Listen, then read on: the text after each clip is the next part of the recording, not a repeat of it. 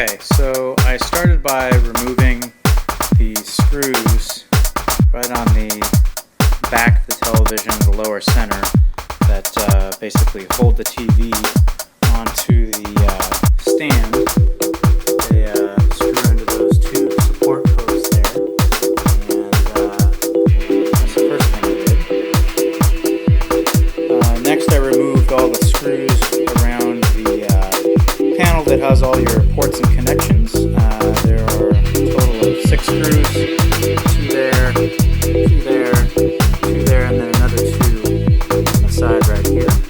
And I'm just keeping a tray over here where I'm arranging my screws roughly how they appear on the back, so that when I put them back, they're all in the right place.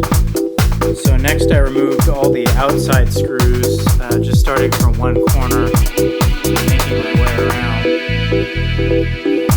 Screws at the top are a little bit different than the screws around the sides, so there's 2 screws right there. Make sure you don't get those confused with the other screws.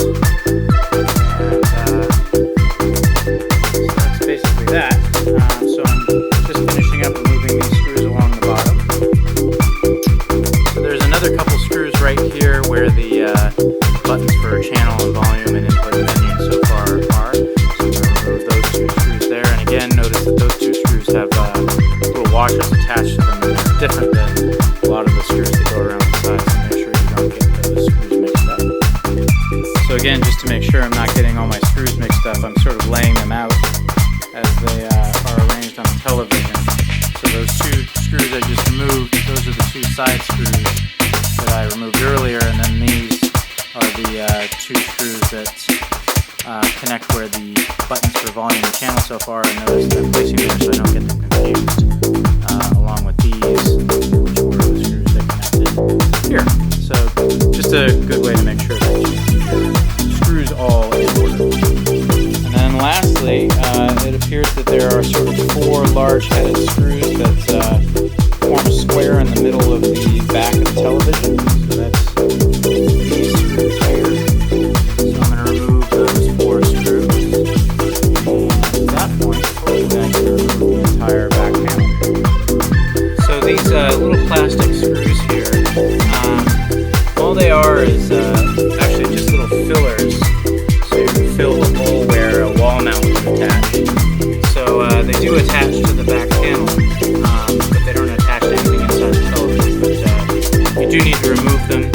Okay, so to remove the back panel, the back panel kind of slips. This plastic lip here, let's focus on that. And kind of have to pop it out. Over here it's easy if you just kind of lift up here and get it to pop out over that plastic lip there. Also be careful because these under edges are actually pretty sharp. I just cut my finger on it, so be careful with that. Alright, well once you get those little plastic screws out in the middle, the whole thing kind of pops up pretty easily once you get it out of that bottom lip. And in fact I just lifted it up and leaned it against the back of my couch here so I didn't even fully take it off. But there you have it, there's the inside of your television. So for those of you that are interested in taking a closer look at the inside of the TCP50G10 Panasonic VIERA, just taking on a quick tour around. I don't actually know too much about all the parts, but some of you may be interested in seeing what's in there. And so I'll take you on a quick tour around. We'll start at the center.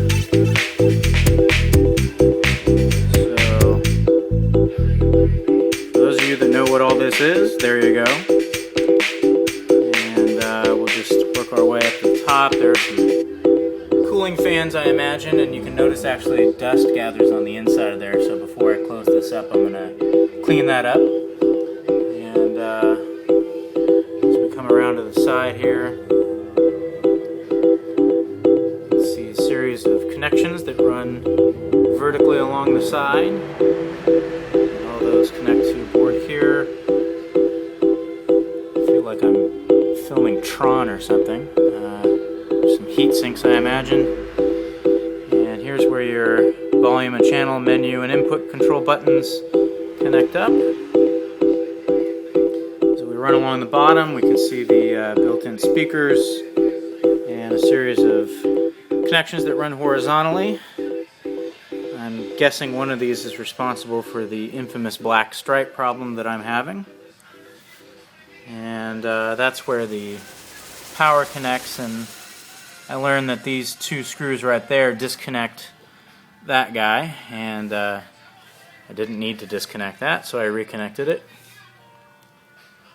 And there's the other speaker, and of course this is where all your inputs and outputs connect, and they all, I imagine, run from there to these boards. Again, I have no idea what I'm talking about, but I imagine some of you do. And of course, more connections running along the side, and there's another board there. So, there you have it. So hopefully that will be useful to some of you, and that is the little town of circuitry inside the Panasonic VIERA TC-L55E50.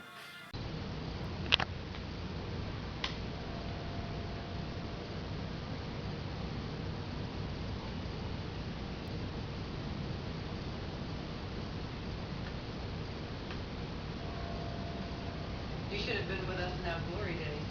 You'd have loved it.